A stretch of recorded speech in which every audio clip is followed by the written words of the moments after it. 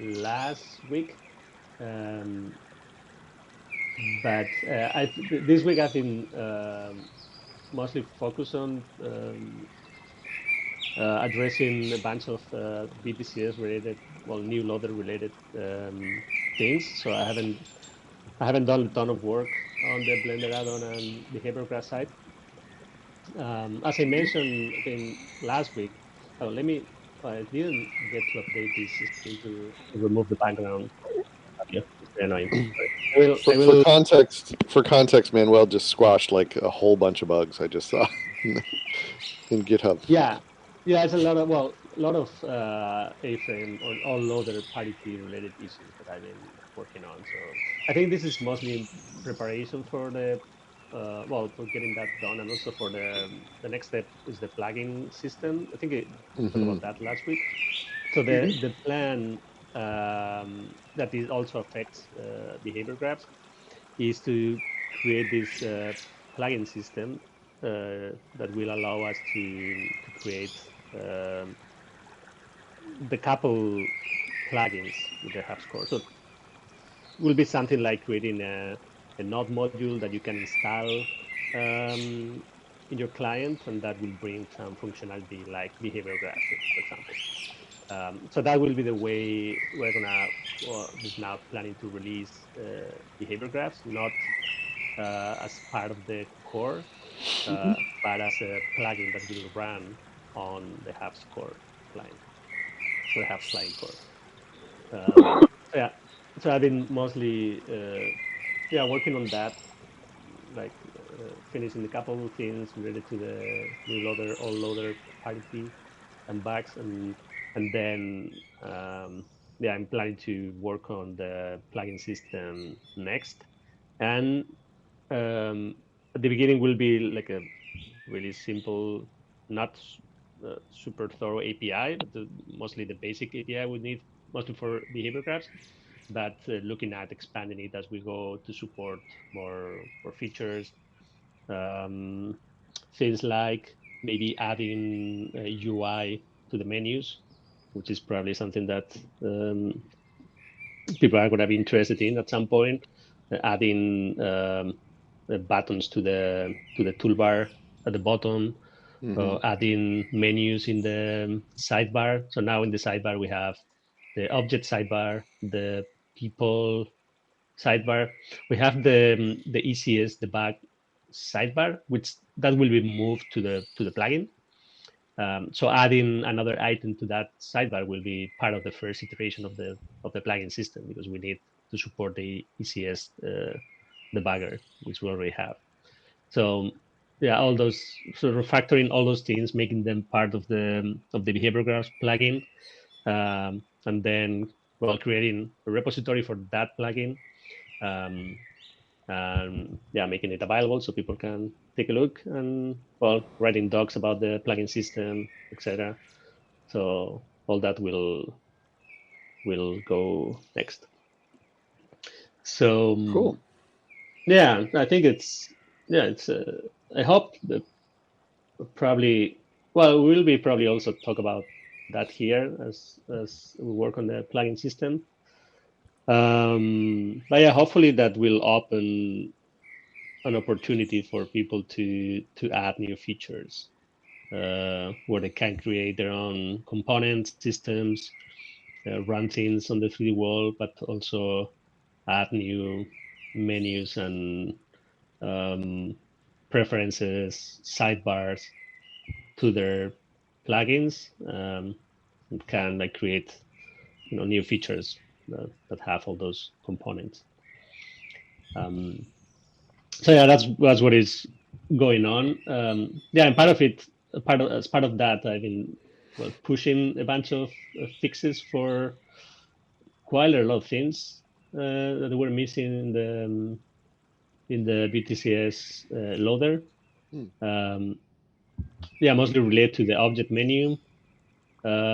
Also, the the so the object menu. So let me go over it quickly so I can.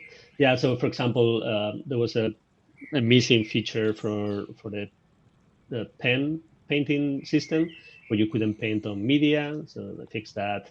I added sound effects for spawn objects and buttons hovering effects.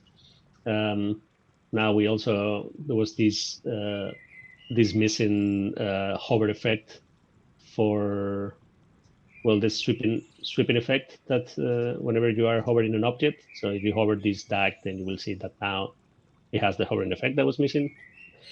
Um, Other things like the drop button that drops a button that drops an object, the mirror button, inspect, and a bunch of few smaller issues. One of the issues that I fixed that probably a lot of people are going to be happy to hear is that this really annoying hovering effect when the object is focused, um, that's gone. So if you remember when you create you spawn an object like this one, for example, and and then you focus clicking on F or any other or through the object menu, then if you had the object hover, then you could see the hover going on the focus version of the object.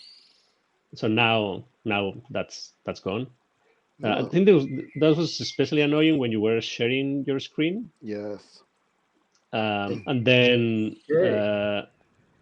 yeah, so we're hovering the screen and or sorry, sharing the screen, and then you focus and you could see this hovering effect that was impossible to get rid of.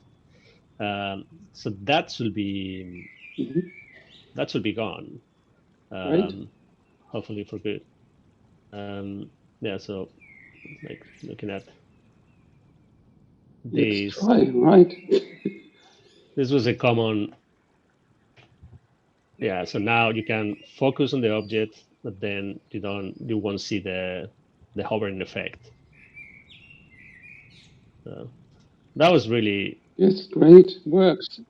yeah, it was really annoying, and actually it was really simple to fix, to be honest. Okay. Great. So yeah, Great. a bunch of yeah small parity issues slash bug fixes. So yeah, so that's been. And and you fixed the scaling issue with the lights. Oh yeah, yeah, that's Was another it thing. Yeah, great? That was yeah, really great. Hmm. yeah. That was also like not well. Wasn't it was more like a 3GS. Well, it wasn't bug. Uh, it's more how it works. Hmm. But it was easy to fix because the only thing that we had to do is just keep the camera scale to one because it doesn't really make sense to scale the camera. We're Hmm. scaling the camera, and that introduced a bunch of issues, like when competing shaders. But yeah, just keeping the scale of the camera in one just fix the issues, and I don't think it affects anything. I haven't really tried in VR, but I don't think it should affect um, VR anyway. So, hmm. So yeah, well, I mean that's mostly what's I've been working on the next steps. Hopefully for next week, I will have some updates on the plugin system. It's probably much more interesting than things that should already work. Um, but yeah, for now, for today, I guess I can mostly like um, yeah open the ground for any if anybody has any questions or wants to share anything. I know well Jim has been working on this quite like amazing game experience or like puzzle video puzzle game, which is super cool.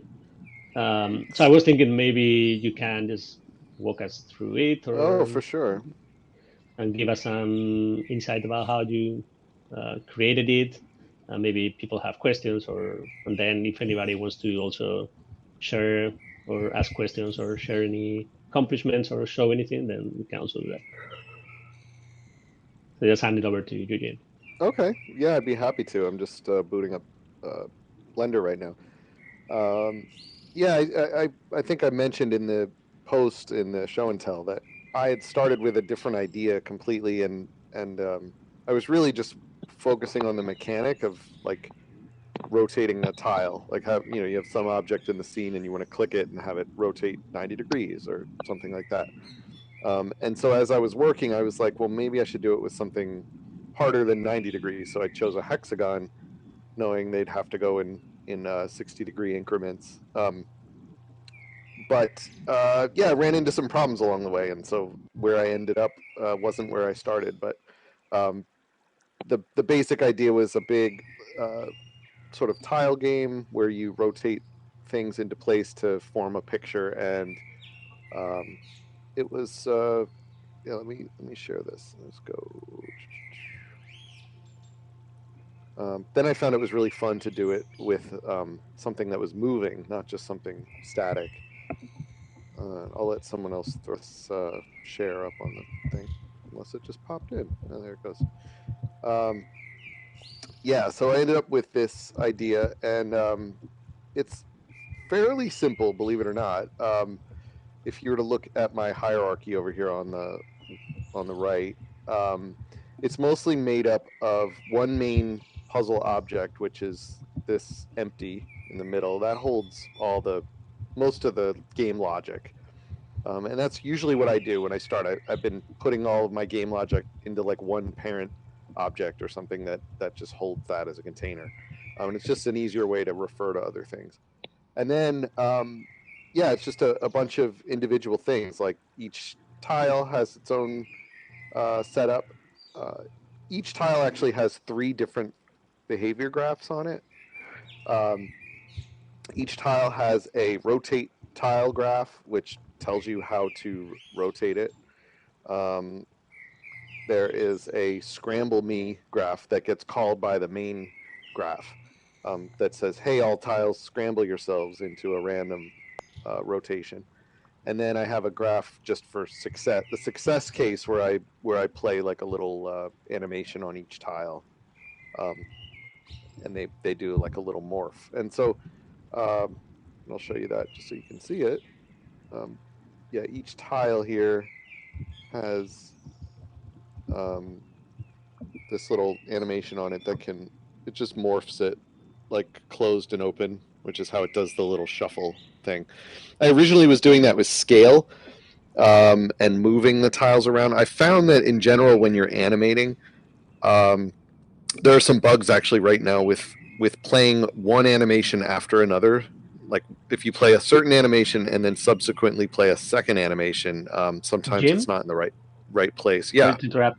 Yeah, that's one thing. I was thinking, can we see? I guess everybody has seen the actual game running, but can we see Oh, I it should run running? it. Yeah, just so you Yeah, can see it for context. yeah, so we Good can see idea. it, so it's easier to understand.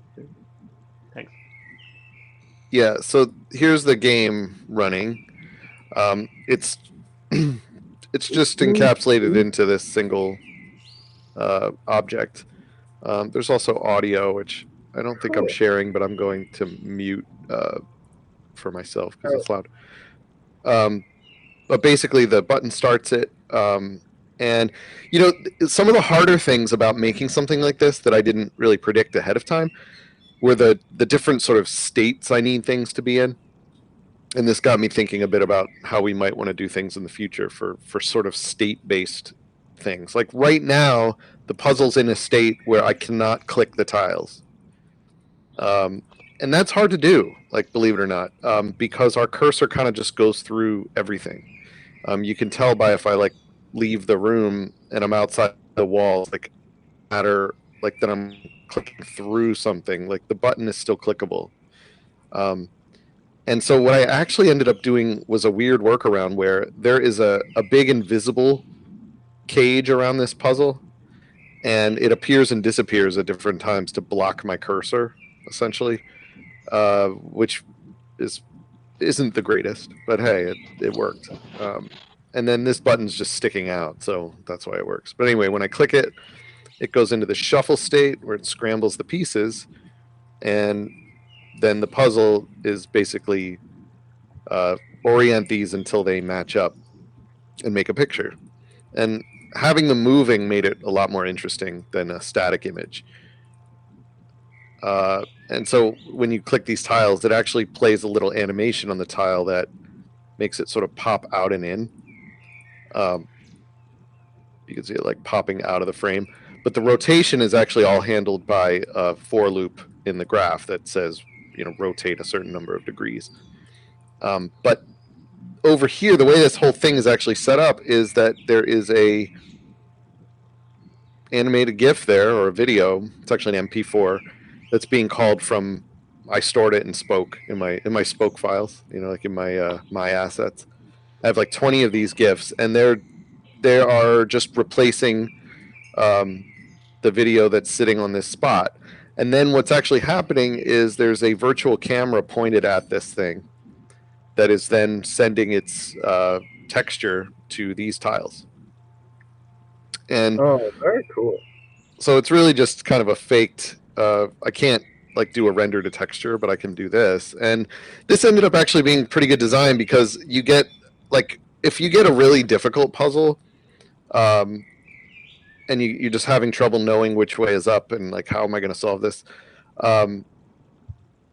When you can always go over here and get a little hint if you want and look at it. I thought about maybe turning that off, or making that like you have to click a button to look at it. You can see my cursor on it going across all the tiles. So then the other bonus of this, and actually the way that I originally came up with this idea and the way of testing these tiles, was to be able to just take a GIF from our GIF selection here. Let me find one that I actually want. I'll take Mr. Burns here. And I made a media frame over there. And so if you drop this in, this actually drops in front of that video a little bit.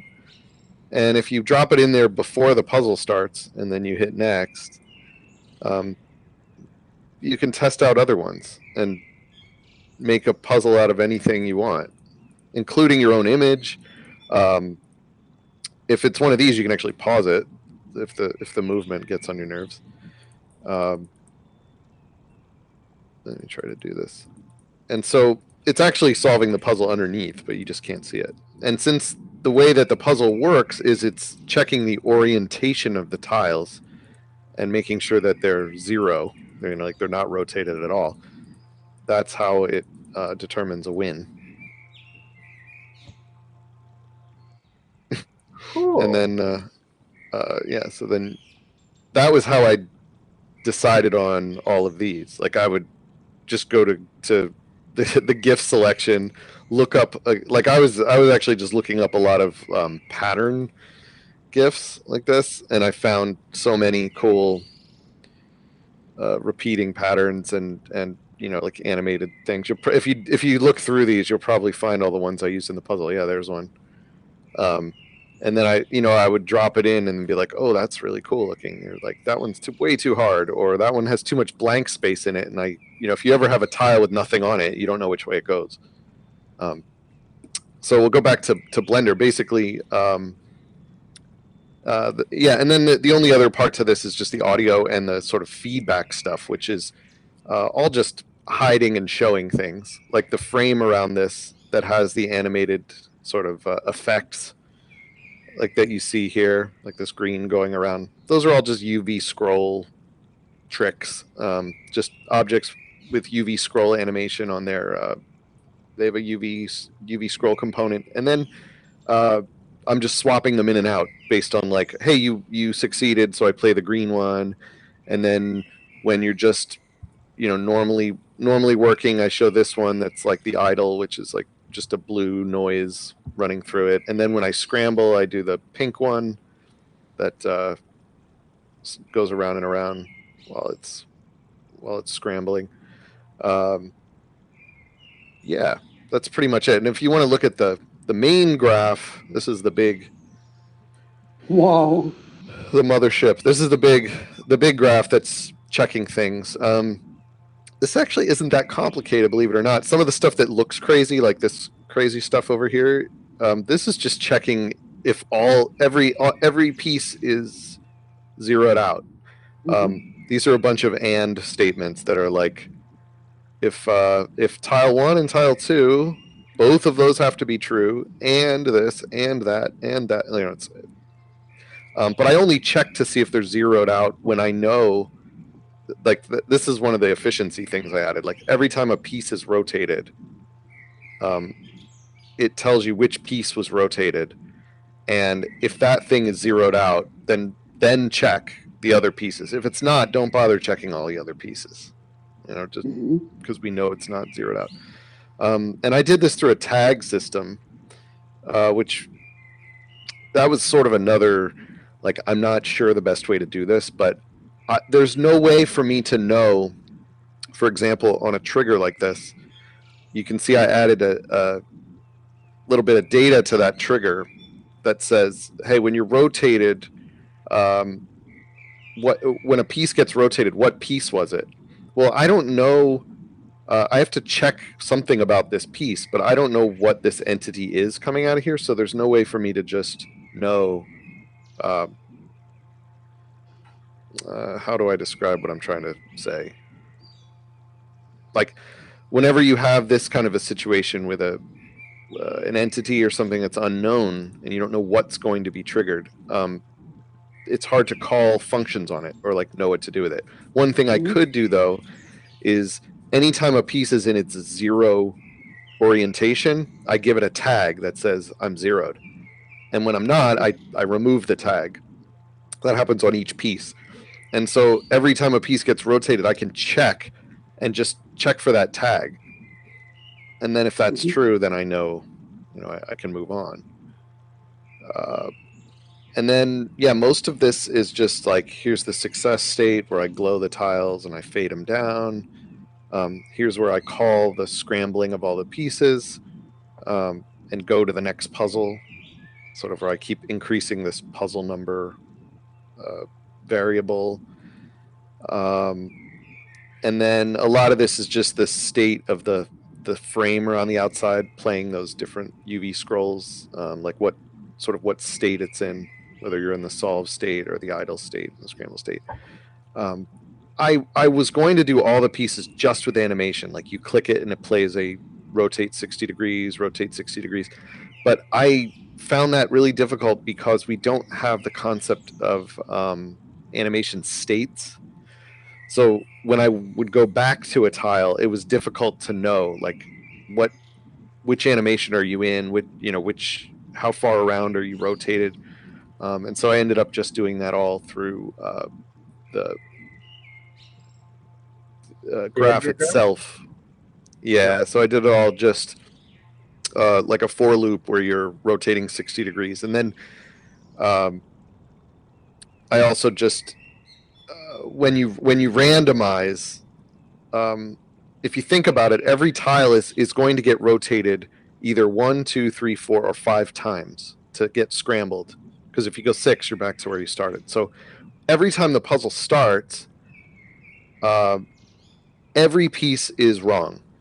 So I know that for sure, which helps, like knowing that the pieces are wrong. And I also know by how much. So if a piece like this one I know in the middle right now happens to be flipped 180, like I know that it's 1, 2, 3 steps away from being correct. And so I can use those numbers. I'm just, every time I scramble them, I try to remember, like, oh, this one was 3 away from where it started. And then that way it's easier later to sort of count rotations and things like that. Trying to think of anything else that's significant. Just sound. I just did sound stuff. All the sound was really added yesterday.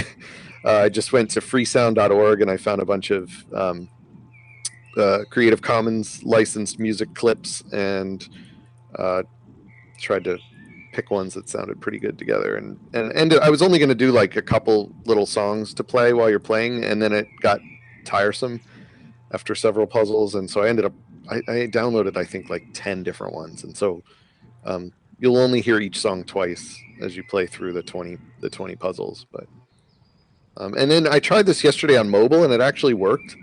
The only difference was that the GIFs took a little, the videos took a little bit longer to load on mobile, but it still totally worked.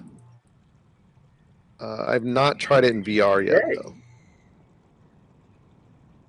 And I'm glad that I chose just a point and click as the first sort of polished game experience, because I then realized, like, if I went on mobile, like, other kinds of games would be a lot trickier to play.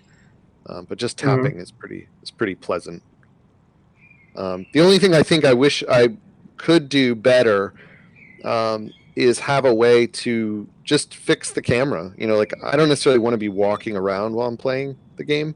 I mean, it's nice that I can back away from it, or you know, maybe in a multiplayer situation, you know, like we're going to head or something. You're solving a puzzle here, and I'm solving a puzzle here, and maybe there's a time element or something like that. But yeah, it would be nice to be able to say, like, start game, and then have the camera just kind of fly into a, you know, into a fixed position. Because sometimes when you're clicking, you know, there's a tendency for people. I was having my kids test this out. There's a tendency to, like, click and drag, and then you end up, Mhm. you know, looking around, and you don't want to. Could you start with a workaround to have a transform point? Yeah, I mean, I How could is it? But definitely do a waypoint and then have your yeah, and with the you be waypoint, fixed. But when you arrive, the game starts automatically because you have a collision or something like that. yes, I could do that. I think. I guess what I mean is that you know, if that's something that's like a common pattern people are going to do, common design pattern, then perhaps we should think about a node or a way of making that easier, instead of Mm. feeling sort of like a hack. Hmm. But you're right. I could use a fixed waypoint that you start in, and then you at least can't move around. But I don't think I have a way of stopping you from looking around. At least I think not at the it's moment. probably fine to let people look around because Hmm. I mean it's a 3D experience, so Yeah. you should be okay with just like moving around and just yeah. So Mm-hmm. I think that sounds good to me. Um, Yeah, it was just to say a couple of things. Like first, it's super cool. I'm really really thrilled because I mean this is a good example of what type of things can you do with a limited set of features, but a lot of like imagination and like being creative.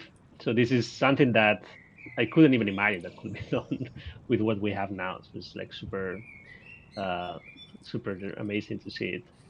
Well, Um, I honestly, I feel the same way every time I use this stuff. I start out going like, this probably won't work. You know, I start out a little pessimistic, like this is going to be tricky, or I'm going to hit some wall where it's just not going to work. And then before I know it, it's working, and I'm like, wow, this yeah, system is really cool. it does, and it's pretty cool. And also, as a fun fact, I remember like a friend of mine created like a long time ago a game that was pretty successful at the time because it was kind of the early days of smartphones. I was this game called Video Puzzle, which is exactly this, but on a mobile phone at the time. Hmm. um, and it was it was the same, but just like square pieces, and then you have to was not rotating, but it's like I think it was Placing the moving, tiles or something. yeah, placing the tiles sort of, and then but there was a video playing, and remember him telling me that he came up with the idea because he's a huge Bruce Lee fan. So he came up with the idea after watching a Bruce Lee movie. So he was in bed and it was just like thinking about the Bruce Lee movie, and then he got the idea about making the video puzzle. Nice. Um, and it was, I think, at the time was kind of a very original idea, especially given the power of the devices, and it was quite successful at the time. So yeah, Hmm. that's when I saw this. I said like, oh, here is video puzzle.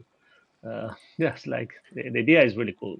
Actually, it's Well, really thanks. Yeah, I and mean, it was kind of cool. It came out of nowhere, like, you know, sort of just a pivot from another idea. But yeah, and also I have like a question about the more like the technical, the graph part of it. mhm. So I'm curious about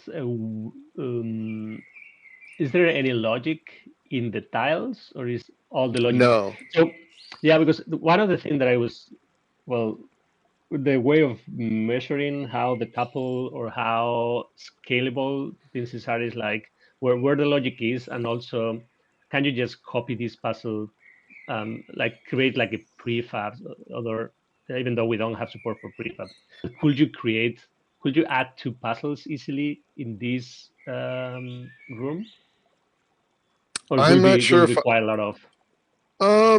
I tried to be mindful of that. Like I was thinking as I went, like what if I want to make this like a head-to-head game where there's like one puzzle next to another? I think for the most part it would be pretty straightforward.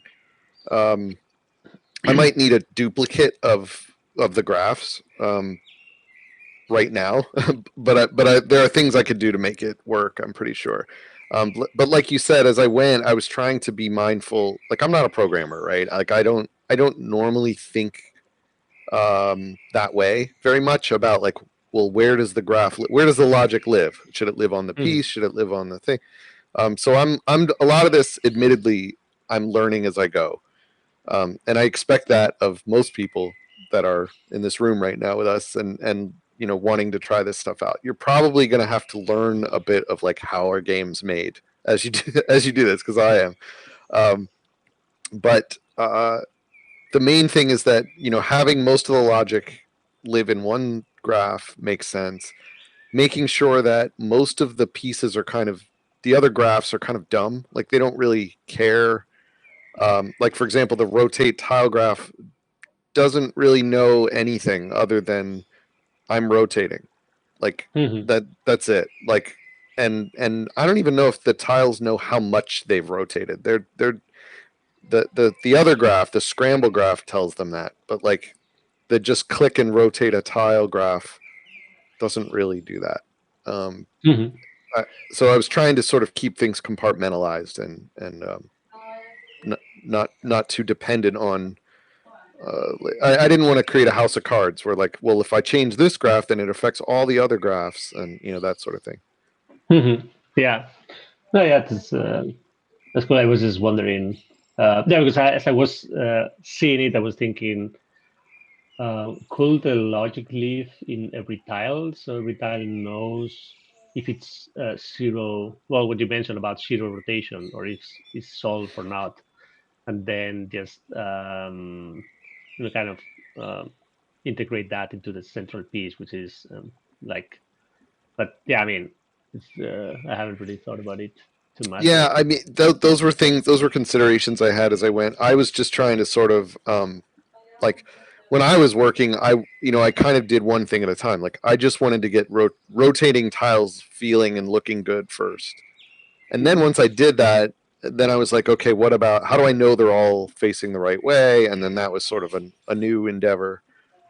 Uh, if I were to do it all over again, I would probably end up doing something different, right? Like I would probably Mm, discover like something to make it more efficient or simpler or that sort of thing. But yeah. Yeah, I think if the tile would have more logic, if it would know its state, its rotation, and would have triggers to tell, okay, I'm ready, then it would be possible to have X tiles for a different game and use the same logic for it. So if you yeah, know the that's possible. different, I mean, it kind of does. Like for example, it does know it's zeroed or not. Mhm, That's just done in a different graph, but it is all living on the tile. mhm, mhm, So some of this stuff is actually working like that. mhm. I think what was the other thing I was going to say? Oh yeah, just one last little like fun thing because I was showing how you can drop a GIF in there or a video. You can also do this. Like when I was testing, I was trying out doing things like this. Like just take a photo, uh, or like a photo from your computer or something. That's super cool that you can just drop those in and then turn a puzzle out of something in the room. And Great. Yeah. You can puzzle yourself. yeah, Yeah. Can you Yeah, take you can video? see. You can Can you take the thing. videos with a camera in Yes. the Yeah, hub you tool? can. Can you take videos? Yeah, yeah. you could use a video too. Right? Yeah. hmm Yeah, You're it took seeing a the lot. other video behind it, but yeah. Mm. No, I think this is a really cool demo, and that really shows the power of behavior graphs, and yeah, super Yeah. cool. Oh, I meant to say, yeah, there was another version of this where that's actually how I started. Like, if I go to I think it's maybe 2 here. I don't know. I have so many like versions as I go. It might have been this one, where I didn't have all the feedback done yet. But in this version, oh, no, I don't have it in this version. Wait, let me just check real quick. I think it's maybe the 3rd one. Could be this one. Like originally the puzzle, yeah, it started out. Oh, these stupid text things get weird buffer problems. Let me reload it. Come on. Yeah, I have one version of this puzzle. Yeah, where there is no predefined puzzle. It's just make your own. And so I did this instead, where I had like the frame is sort of like beckoning you, like, "Hey, drop something in me." And then this design was like, well, then you grab your GIF, and then as soon as you put it in there, it stops flashing, and then it says click puzzle to scramble. You click it, it Oh, scrambles it. actually, now I remember. Now you can make it fit in any axis. So you could make the GIF. Well, it's not in this branch. Yeah, I need to merge first. But now we have support for, like scale to fit any axis when you drop a Oh, GIF or image. Yeah, oh, that's that's something that excellent. Telenor made added recently. So that will make that. That will help these in this case that the GIF always takes the whole, the whole width of Full frame. the media frame, and you wouldn't see that empty space on the side. So, Yeah, Well, so this version is a different version. So you can scramble it again. And even if you do, the thing I liked about this is more casual. This is more just for fun. But every time you pull something out of the frame, I zero the tiles out, so that you can try a different one. And this was actually incredibly helpful for picking and curating like what images I wanted to use.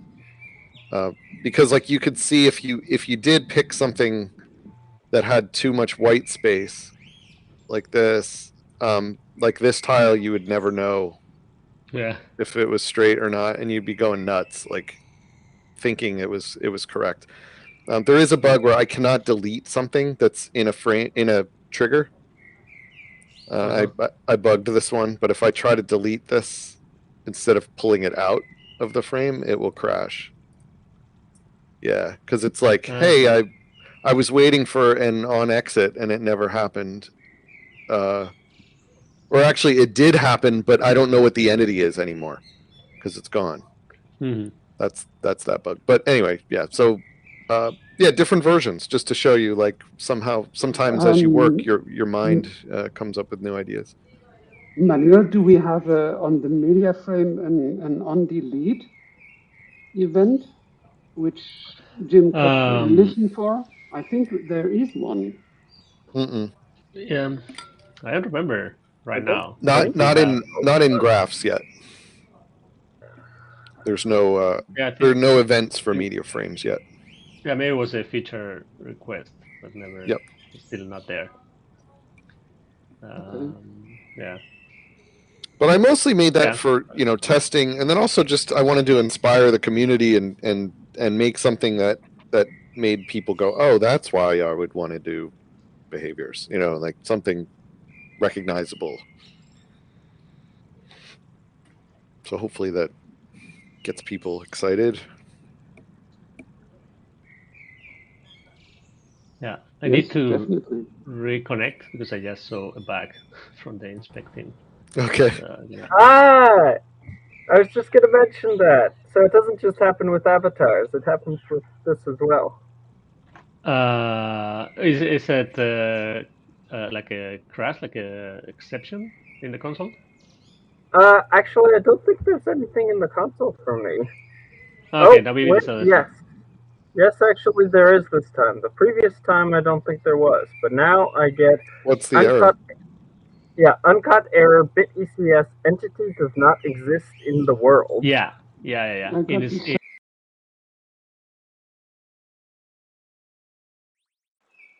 Yeah, line 11 for me. inspect Okay. system TS13. Yes, Yeah, exactly. yeah, okay. Yeah, well, yeah, I know what is that. Yeah, so I will show you. Okay. So I probably would need to all reload, I guess. So yeah, Okay, Okay. reload. See you in a second. will reload.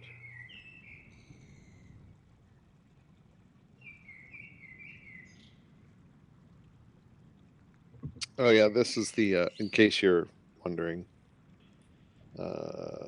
Here's the link to the bug, but deleting something that's in a trigger. Okay, cool. Yeah, yeah, we'll get on that Similar one. entity does not exist in the world. Yeah, same. Yeah, I mean, every time you delete an entity, but you're still somewhere looking for it, or well, doing Referring to it somewhere. yeah, Yeah. referring to it in some calling some function with it, then BTCS doesn't check that it actually exists or not. You are supposed to do it yourself first. I So yeah, suppose that's we want like graceful failing of things like that. Like if it tries to call an entity, then it that no longer exists. It would just throw a warning or something like yeah, yeah, don't have that definitely. anymore. Or just ignore because can be a timing thing. Can be that Hmm. one system deleted something and then you are still like iterating and so yeah, I mean can be something that could happen. So um, yeah, very cool. I really like the this demo. It's very Thank you. original and very Mm-hmm. nice. I didn't really intend to work on it as long as I did. Like I mean, it was only a few days, but I think what happened was I got momentum, and then I was like, oh, this is actually kind of fun, and like I let a couple people in my house test it out, and they kept being like, no, let me just I want to do more puzzle. They wanted to keep going, and so I was like, oh, that's a good sign. Yeah. So then it made You me mentioned one do thing. sound and stuff. Yeah, yeah, it was thinking that you mentioned that they have this video texture, so it's the camera pointing towards the media frame, so you're Hmm. like rendering that or using that texture to in the material of the title. And I was thinking, so if you go in front of the camera, then or the cursor is on the GIF, that which it shows in the puzzle, right? Right. I have a very narrow clipping plane. Like Mhm. it's only like a probably about an inch. It's like a I think like a I don't know, a hundredth of a meter or something. It's a very, very small, like yeah, I Yeah. guess it's like a centimeter or so. But No, yeah, I I mean, mean, if I didn't have to do it that way, I wouldn't do it. I would do it a different way. no, I was thinking when I saw it when you mentioned it, I was thinking, oh, what could be like a workaround for that? I was thinking like, um, yeah, I mean, if you want to have it always available for people to drag and drop things, yeah, you have to keep it visible. So then, I mean, then yeah, I guess it's yeah, probably you can find a workaround, but it will be like kind of a hack around that to see. Now, I could see us maybe having a component type that could kind of bypass the camera part. Like if there was a way to say like I want to take a video texture and then under the hood do that essentially like render it as a texture. Hmm.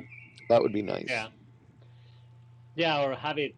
I mean, I was thinking, oh, maybe whenever you drop the GIF, then you can kind of like hide the camera and the media frame in the GIF and move it somewhere where it's not accessible for a user.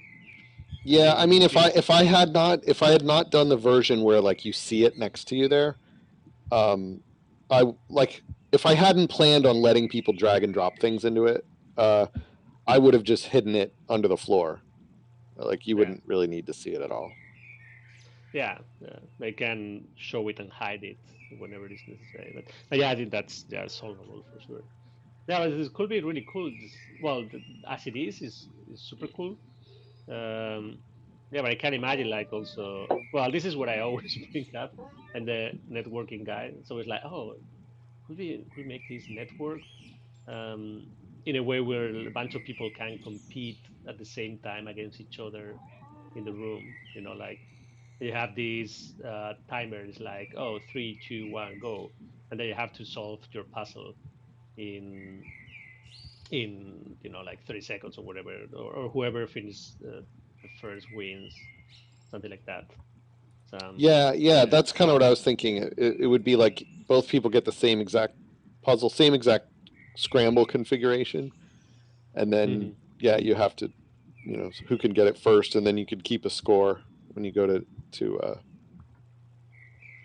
Yeah, something each like that. one. That would be, yeah, it will be pretty cool also. Or like, well, this is, we talked about this in the past, like networking and how things are network. You can make things network or not, just in case you want just one of the players or one of the clients to see that specific thing. So Hmm. imagine that you have to all compete to solve the puzzle, but if you solve the puzzle, then you open the door to a new room, for example. But you don't want the rest of the people to see. I mean, you want you to imagine that you only want yourself to see the open door and go through that door, but not the rest of the people. So you could network or not network that, and only make it available for that user that solved the puzzle, so they can progress to the Right. next room or something like that. I was also thinking And about a head-to-head version where you're competing, um, where there's an audience. Like you might want the spectators to be able to see the final image, but not the Mhm. players. And so, Yeah, you could even just configuring the room in such a way that it's behind the players. They don't see it, but the audience yeah, does. Or yeah, exactly. Yeah, you could do that if you network the puzzle, but then you check that is not. I mean, if it's you, then you update the puzzle locally. But if it's any other of the users, then you don't. So only the spectators, and so basically you just don't update for any user that is joined, but it's not you. So the spectators could see it, and yourself could you could see it, but not the other people. So they don't see your puzzle, but the spectators can see you. So you yeah, can play with networks, with networking to make things available for, like asymmetrical. yeah, um, yeah, to show high things to people that are in the same room. I actually haven't tried the puzzle with someone else in the room, and I actually don't know what will happen. I suppose we could try it, but You can try it. yeah, there are two people in here now. there are. All right, I'll go there too. I put the link in the chat, so Yeah, uh, so let's this try one's that. uploaded. I had a quick question. I'm wondering, like, when we hover over a button, that is interactable, like, what do we actually want to do? Like, should there be the blue hover effect for that, or should the cursor just turn blue, or should we have a different colored hover effect over interactables? Yeah, that's a really good question. Uh, Um, so you mean like when you hover an interactable? yeah, if Yeah. something's clickable, like you kind of want to be able to light up your cursor or otherwise show, a hover state. Yeah. Well, now that's driven by a component that's cursor interactable, and there's different things that have that component, like avatars or any spawn media have that. Um, so yeah, you will see that cursor for any of these objects that have, for example, if they have, if you add the grabbable component, then that object will have. We under the hood we are adding the cursor by castable component. So that means that you will see the cursor changing and highlighting that this is something you can interact with. I found And myself wanting to because like my son was playing and he was like, I can't find my cursor sometimes because it's so small mhm. or it's hidden. And I was saying like that, being able to in behavior graph like affect the cursor, change it, change the sprite of it, that sort of thing would be very powerful.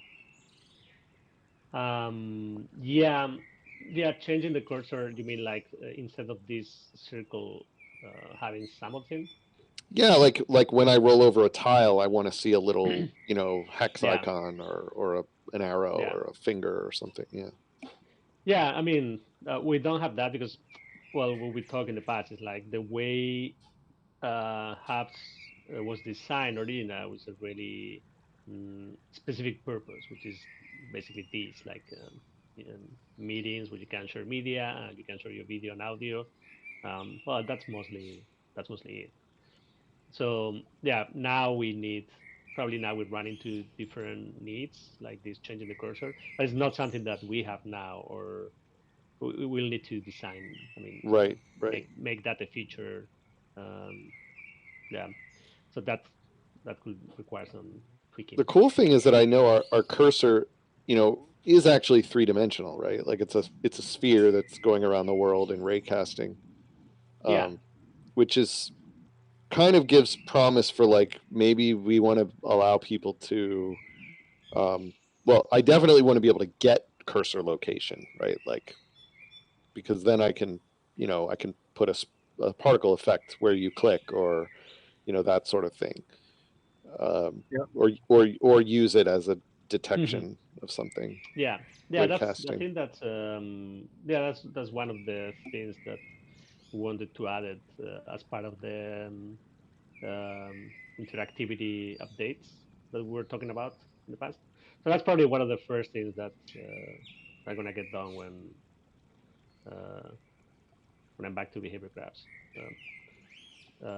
Adding more interactivity events like hovering, enter, out, stuff like that, and also um, getting the cursor position or collision point with the wall of the cursor, stuff like that. Mm. Yeah, and input in general, I think, well, that's probably the thing that would hold us back at the moment from doing more complex game interaction, right? It's just, Hmm. uh, you know, like I need keyboard, I need, WASD, I need, things like that I could detect more easily. Yeah, yeah, definitely. Yeah, getting. I mean, remapping the keyboard. That's quite. I mean, having configurable input. That's quite a bigger task. But getting feedback about the press keys or press buttons for any device, that should be not difficult to have. Hmm. Ooh, that would be very Again, good. remapping the keyboard has a lot of implications because also Habs is designed in a way where everything is very hard code. Um, so you have all these different paths for doing things that work on any input Hmm. from any device, VR, computer, phone, and they are all linked to specific actions. Like you have all these like focus and specs. So all these keys are bound to those actions already. So you remove or you remap those keys to different actions that will have implications. A lot of things will stop working. So yeah, it's not that simple as you know making it configurable or something. It has some implications. So yeah, Yeah. I mean, at some point we have to just deal with the fact that well, Habs is not Unreal Engine. This is Right. a different thing. So we can we can pretend that we're going to be able to do the same things as we can do with Unity or Unreal because it's a different type of platform. It's a different Hmm. product. So it's it's designed for social interactive experiences on the web, and then adding interactivity, then that's cool. But yeah, Wait, Manuel, you mean I can't make my whole RTS, extravaganza that I want to make? you probably can because you already made like a bunch of super amazing things that I didn't expect that would be.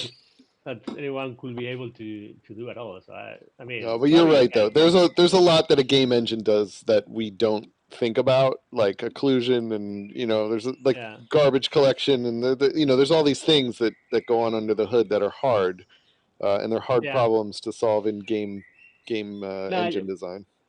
what I mean is like maybe so the way I see it is um, you have to make things that fit on the platform purpose more than making the platform be something else. Like Right, right, so it's not like we can, oh, well, let's add keyboard mapping and this and that and that. So has becomes like or starts going in the direction of becoming like an Unreal Engine because it's not going to work and we don't really want that. And there's already pretty good products for that.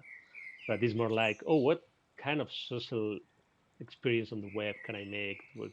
I can play with people in a room, or do some interactive thing all together while we are chatting and we are or video sharing or we are walking around with our avatars that can be fun and can be interesting. What's missing for that type of social interactive experience? yeah, I I think it's really agree, and I important. also think it's funny. The multiplayer part of it is is one of those things that's unique in a way, like at least multiplayer by default. Or and I I hesitate to use the word multiplayer because it's not even really about multiple people playing necessarily.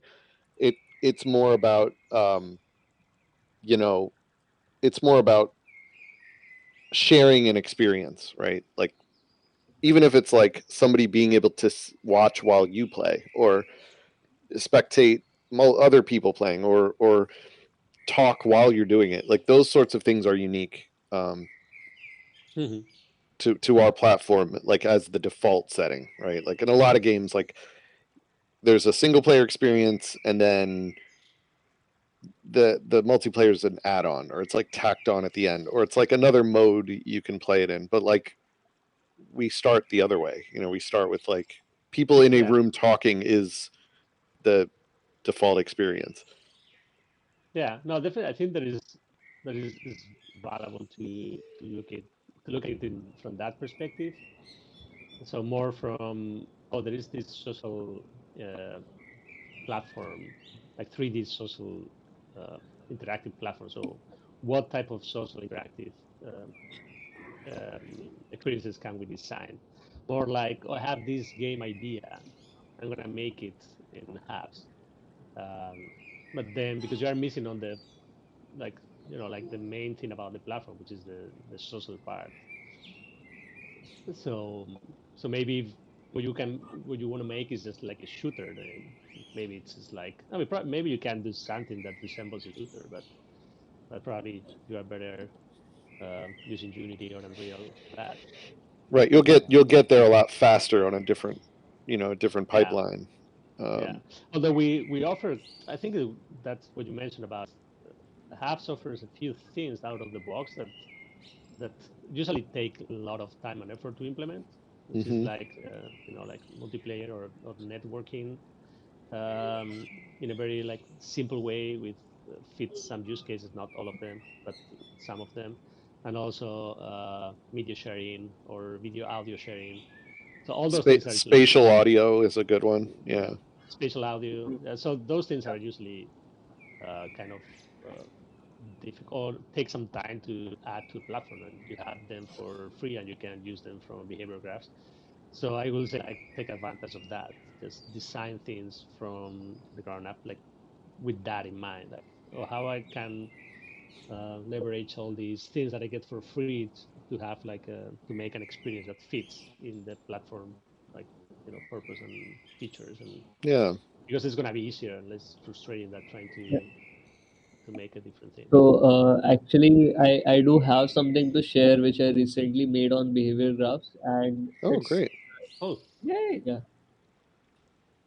It actually just went live yesterday, so the platform is still live, and like every hour, thousands of people are joining all across India in here. So if we find it good, we can also join in this platform and have a a tour of what it works like. Oh, this is Oh, cool very with the cool. map. Oh yeah, This is a really nice it, experience. Cool. it's the first thing is a video, right? Yeah. Yes, yes. Yeah, but it's cool. Yeah, and I like that you can skip it if you want. But No, it was pretty Yeah, cool, the video. maybe. Oh wow. And you land. Okay. And now we load. Okay, yeah. So I saw the that's first. clever. That's really clever. Hmm. Okay. I'm not seeming to get past the start thing. It keeps saying I need to enter my name. Yes, I had to do that. Yeah, but I did that Uh, and it's still saying it. Did you I enter your need city too? Uh, to. Yeah, I put in my city as hubs. oh, actually, it's the name. Maybe it's a uh, problem in there. Does it need Uh, two names? First and last. no, no, No, no. I didn't use the Um, last name. Okay. it is just maybe the JavaScript load is disabled on your page. Is it something like that? I don't think what so. I what mean, is the number that is running on the top left corner? It's like the viewers count. It's not real for now, but it's just Okay. Mm-hmm. I do have some real viewers count and stats to actually show, uh, which I can show definitely. Wow, and you've got the animations going on the characters and stuff too. Really nice. Yeah, Mm-hmm. actually cool. can Yeah. anyone screen share? Because for some Oh, reason sure. it's not I'll screen share. Yeah, Thank you. I'm impressed with the overall sort of presentation. Mm-hmm. Actually, it's the concept for what we build. It's that in India there was a disputed piece of land where Lord Ram was born. Uh, I'm so gonna start over so that Imaginer can see it from the top yeah, because it that made it extra cool. Oh, thank you. yeah, and imagine I will share you a direct link to the 3D metaverse. Okay, thank you. Oh, it already skipped it because I already did it. Wait, I'll click the link again and Hmm. No, very Yeah, cool. it's like there are two pages. This one is a simple page, and that one is a hubs page. Because hubs there is no hot reload feature, so here you go. Woo. There's also music, which is cool.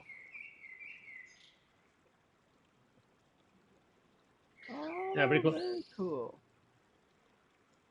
If Is this this is one an on stage animation yet? which is filmed, isn't it? Yeah, it's a video. It's a rendering.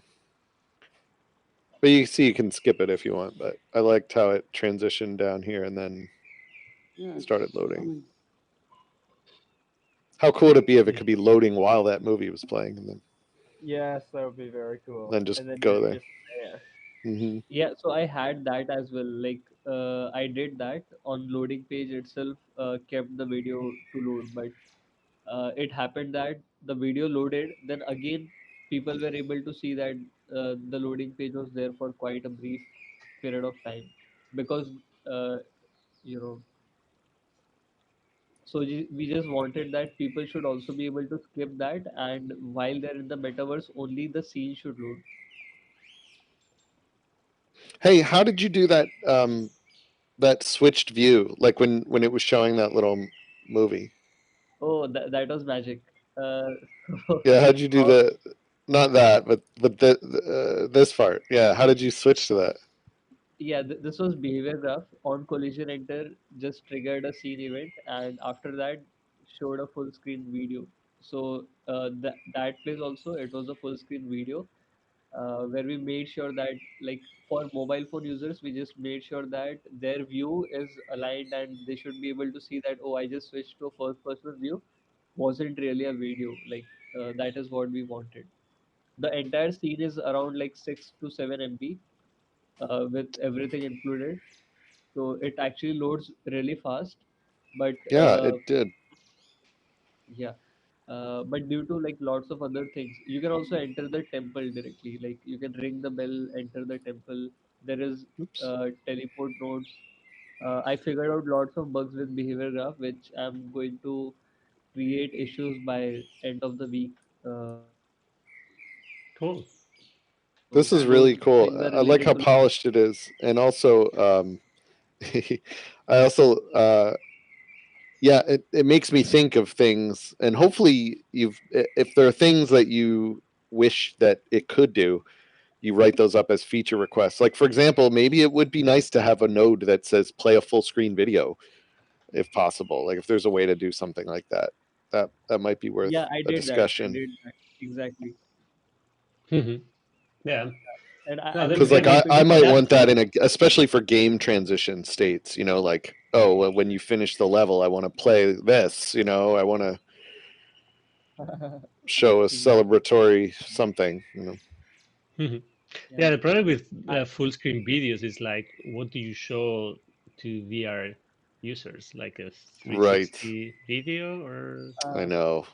that can be tricky. I no, mean, actually, right now, yeah. Sorry. Go ahead. no, no, no. I was just asking that.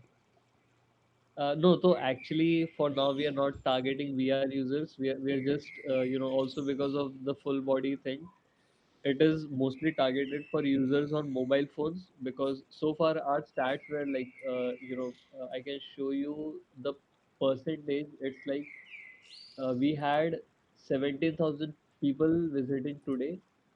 No, wait, this one is the one. So let me share you the screenshot, and you will be fascinated on how. Uh, so here's the screenshot. You can put it up there if you want. I'll put it up. Yeah, so see the percentage of people using Android and the percentage using Windows. Yeah. Like, uh, Hmm. I mean, for my use case, the Yeah. all the people are actually for my use case, all the people are actually using mobile phones only. Wow. Hmm. Yeah, so Yeah. like twenty Yeah. Yeah. thousand people are just Quite. using Android.